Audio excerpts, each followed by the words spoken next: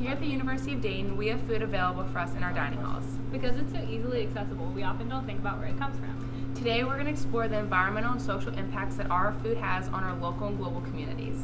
And maybe taste some delicious food on the way. Next time you eat, think about the journey that your food has made. It's not unlikely for us to eat something that has traveled halfway across the world and been in production for weeks. For example, this banana is from Guatemala. The journey this banana has taken has a heavy impact on our environment. The amount of carbon dioxide released to drive and fly this from Guatemala to our dining hall is extreme. Not to mention, not all the food we eat is being sustainably sourced from farmers in different countries. Fair trade foods help ensure that farmers are being compensated equally. For more information, check out the Ethical Consumer video. Food from our local farms don't need to travel as far, so preservatives are not needed. This means fewer fossil fuels are burned and less carbon is emitted. Not only is locally grown food good for your health and the environment, but it also helps the local economy and ensures that your food is produced by workers earning a fair and honest wage. One easy way to purchase fresh, local produce is to attend a farmer's market.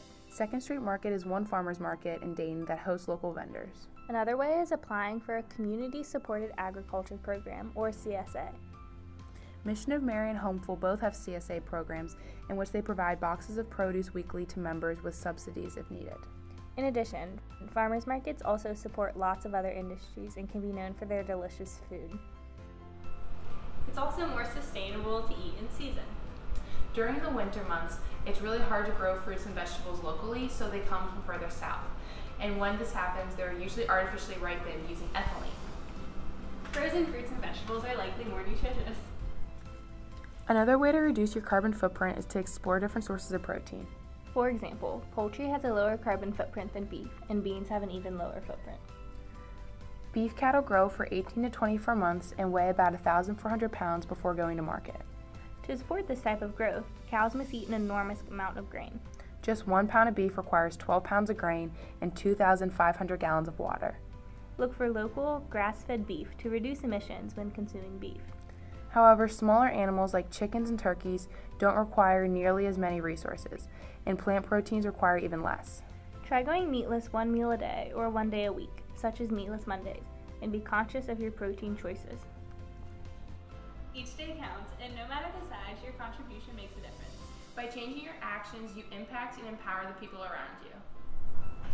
Aside from looking at the impact of our daily food choices, it's important to understand the Dayton community and how we're working to improve our food system. Many areas in the Dayton community are actually considered food deserts.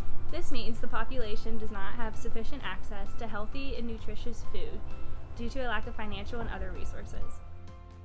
Montgomery County has an 18% food insecurity rate, which is higher than both the state and national average. Dayton was also considered the 4th worst food desert in the United States in a 2012 study. Multiple nonprofits have been working to alleviate the symptoms of living in a food desert, such as Homeful, Gem City Market, and Mission of Mary, which is where we are today.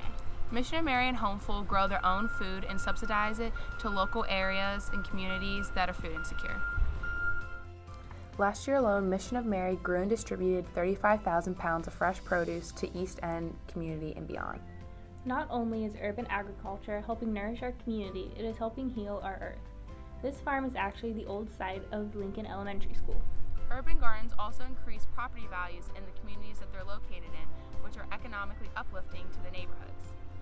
Gardens like this provide fresh produce as well as the resources for families to begin gardens in their own backyards.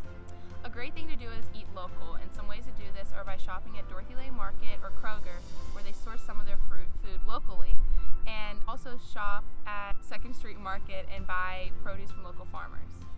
Food waste is another problem we struggle with. According to Harvard University, 40% of food goes uneaten in the U.S. every year, which is equivalent to $165 billion worth of food wasted. So what can you do to reduce this number? One thing you can do is meal planning. This will help you avoid wasting food throughout the week, so you only buy what you need to make your food. By eating leftovers and being conscious of what food is going to go bad next, you can ensure you're eating all the food you have purchased. This not only helps food from being wasted, but it'll save you a lot of money. Another great way to avoid wasting food is by sharing. If you make too much food, invite some friends over and cook together and eat together. If you do need to throw away food, compost it by bringing it to any of the dining halls. For more information on composting, watch our composting video. We hope you learned today how to be conscious about your food choices. For more information about local food initiatives in the Dayton area and how to get involved, visit the Hanley Sustainability Institute's website.